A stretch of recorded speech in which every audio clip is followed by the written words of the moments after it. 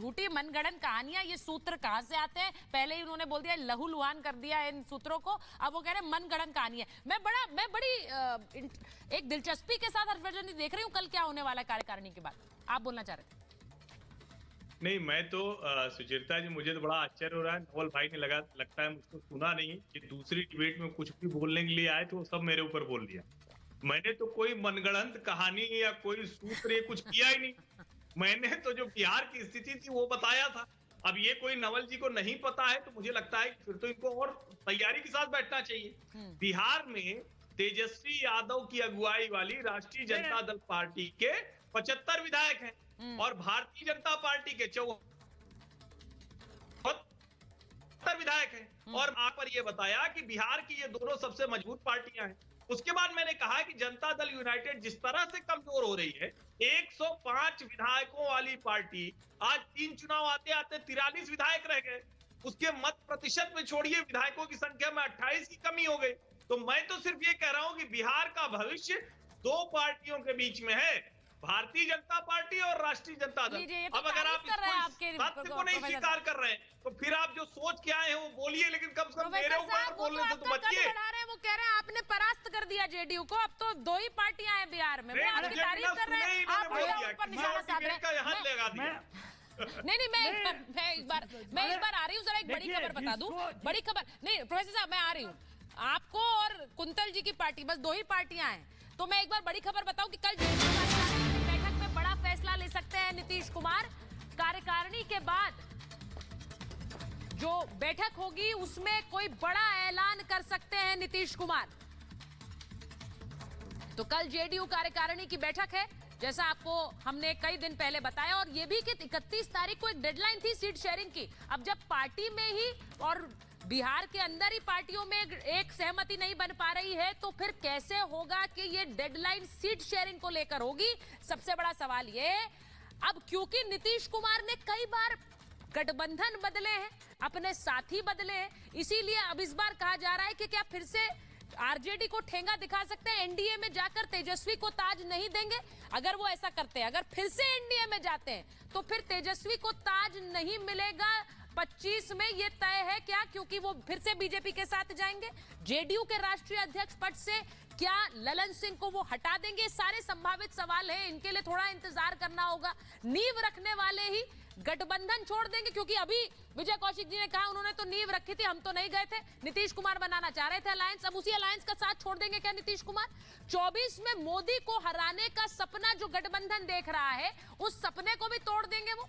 और इसी के साथ साथ जो हम बार बार सवाल पूछ रहे हैं, नीतीश कुमार के लिए क्या अभी उनकी महत्वाकांक्षा एक बार फिर सबसे ऊपर है? एक बार सुमित के पास जा रही हूं, वहां पर जो बैठक खत्म हुई है जेडीयू की। नीतीश, सुमित जरा बताइए कि क्या ये कोई एक बड़ा ऐलान कल हो सकता है? क्योंकि बार बार ये खबरें आ रही हैं कि ललन सिंह कल इस्तीफा देंगे।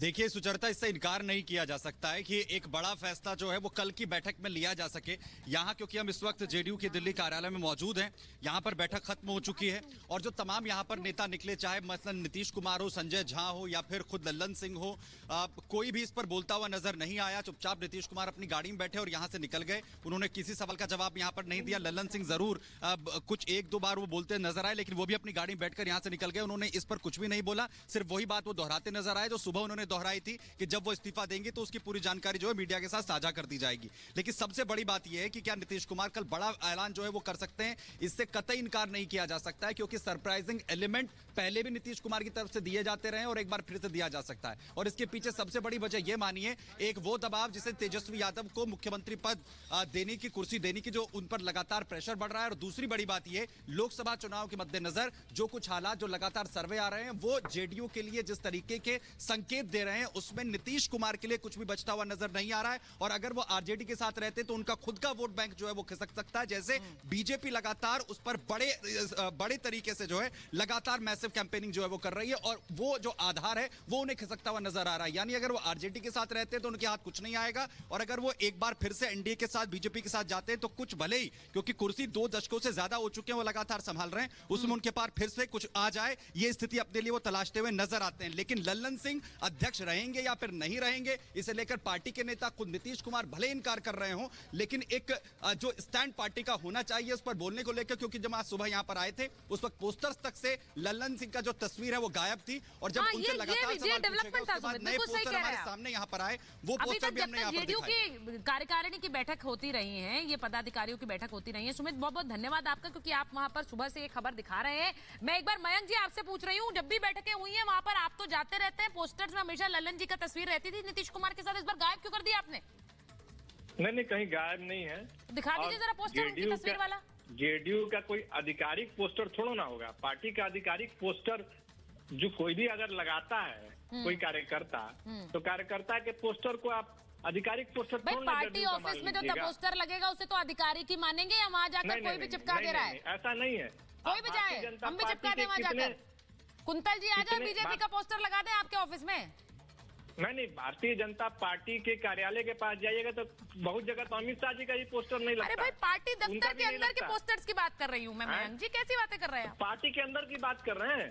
पार्टी का आधिकारिक जो है प्लेटफॉर्म राष्ट्रीय जनता दल यूनाइटेड का, उस पर तो लिखा रहता है कि निवेदक जनता दल यूनाइटेड, तो वो तो कोई पार्टी का कार्यकर्ता लगाया होगा, उसकी सूचना वही तो बात कह रही हूँ। आप मेरी बात समझ ही नहीं रहे मयंक जी। पोस्टर पार्टी के अंदर अगर लग रहे हैं, पार्टी दफ्तर के अंदर, तो उनके मायने क्या हैं? आपने ललन सिंह जी का पोस्टर हटवा दिया, वहां से तस्वीरें हटवा दी हैं, तो कोई संदेश तो दे रहे हैं, किसी के कहने पर तो हुआ होगा ये, या फिर कार्यकर्ता अपनी मर्जी से काम कर रहे हैं? कुंतल जी बताइए, आप लोग अपनी मर्जी से लगाते हैं? कभी नड्डा जी की तस्वीर, कभी अमित शाह जी की तस्वीर, आप लोगों को भी कहा जाता होगा। सुचरिता जी, हाँ सुचरिता जी देखिए, सुचरिता जी, राष्ट्रीय अध्यक्ष का फोटो नहीं है पोस्टर पे, और वो भी जिस व्यक्ति ने पोस्टर लगाया है वो उनकी पार्टी के एक जिम्मेदार पदाधिकारी हैं। सुबह से शाम हो गई है, अभी तक पार्टी की तरफ से न कोई खंडन हुआ है और न ही कोई किसी तरीके का उनके ऊपर कोई एक्शन हुआ है, पहली बात। दूसरी बात, अभी आपके रिपोर्टर जो बात कह रहे थे, बहुत महत्वपूर्ण बात इन्होंने कही।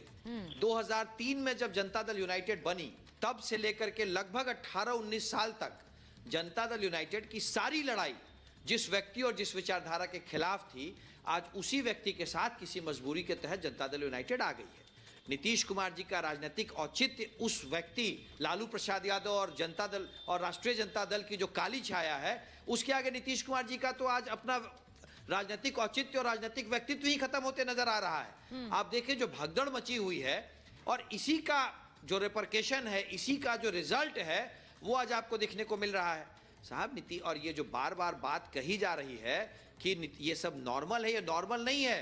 नीतीश कुमार जी के ऊपर दबाव है कि वो आप कुर्सी छोड़े। नीतीश, और जहां तक बात रही है घमंडिया गठबंधन की, तो कांग्रेस